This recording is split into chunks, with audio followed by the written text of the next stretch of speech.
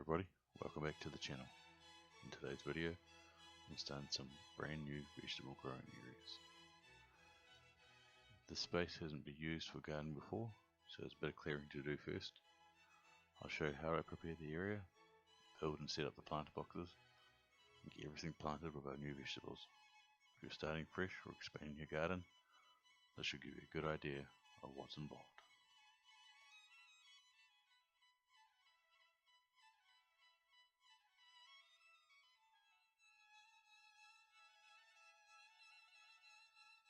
Firstly, we've got to get everything ready. The space we want to use is covered with ringa-ringa lilies, which is a plant native to New Zealand. We've got to clear out a lot of them to prepare the area ready for planting. This will take some time and a lot of work, but it's a good area, gets a lot of sun, and especially what we need.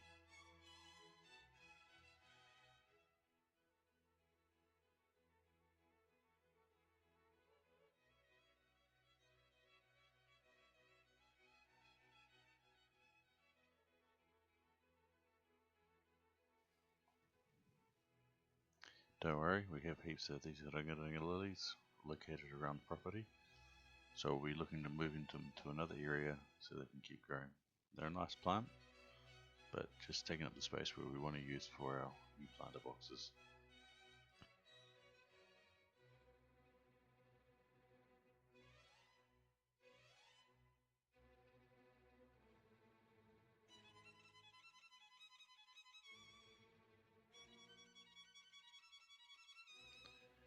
As you can see, these plants are thriving. It gets plenty of sun and has a lot of shelter from the strong winds that can sometimes hit this part of the country.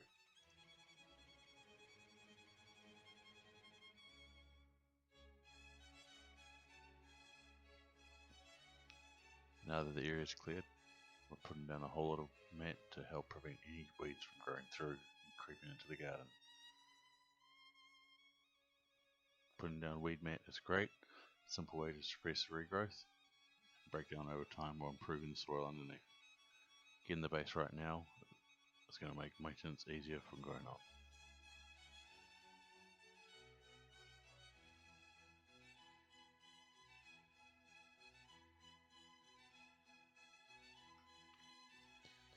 Next, over the weed mat, we're putting down a lot of this gravel chip. This again is another suppressant that will keep anything from growing up through the gardens and act as an easier way to move around the garden, and I think it actually looks a lot nicer when it's all around.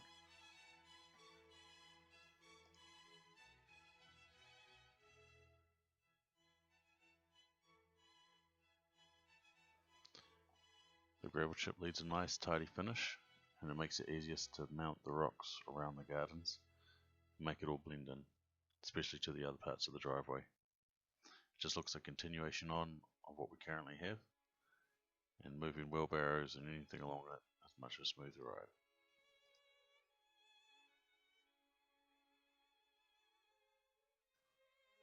Also, while we're here, we've got a whole lot of mulch available, so we're going to fill out the garden next door, keep some left over for the new garden, especially for this tree you can see in the middle.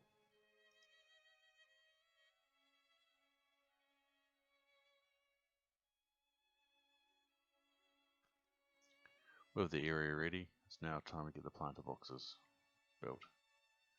Raised beds are great because they improve drainage, warm up quicker, and allow you to control soil quality.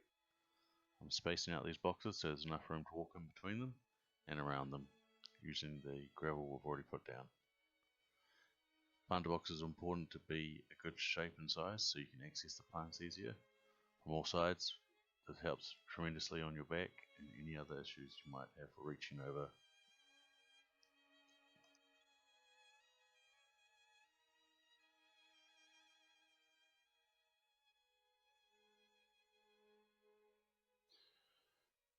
Each of the boxes start by layering. First in comes the material at the bottom to improve drainage, then a mixture of garden soil, compost and organic matter that we got from the compost you can see next to the gardens.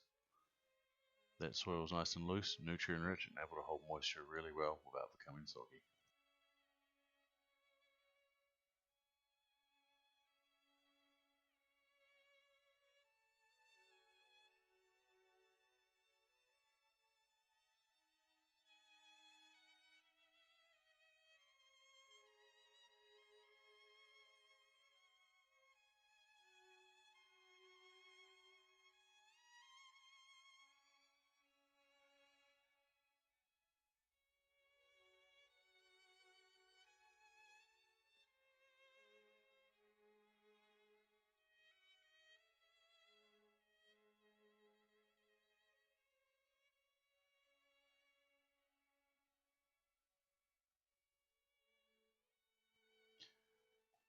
Now for the fun part, planting out the garden.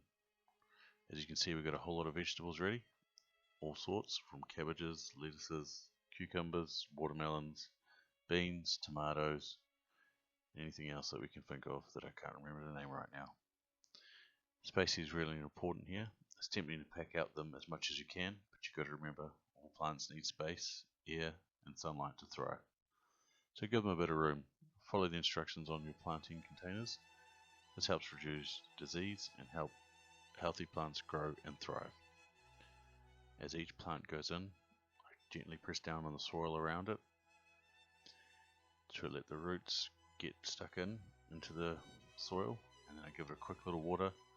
This helps remove air pockets and reduces transplant shock. Keep an eye out for any pests early on, as our plants are always vulnerable to these types of attacks. Once everything is planted, give the whole area a good thorough watering. This helps settle the soil, and over the next few days and weeks, regularly watering and a bit of monitoring will be key as the plants establish themselves. This new area is going to be a big step forward. I'm looking forward to seeing how it develops over the season. Through the power of television, I've come a few weeks into the future to see how these plants are thriving. And as you can see, they're doing really well. They've really taken a hold of the soil in the planter boxes and loving the extra sunlight and airflow that they've been granted. It's important to monitor these plants as much as possible over the coming weeks to see if any of their needs need to be met in order to have healthy plants.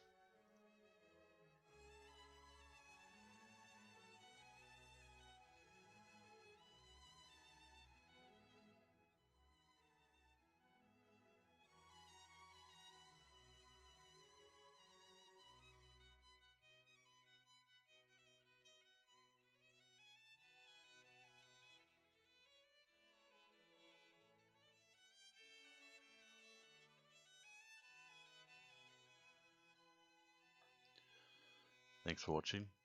If you like what you see, please like and subscribe, and I'll see you on the next clip. Bye for now.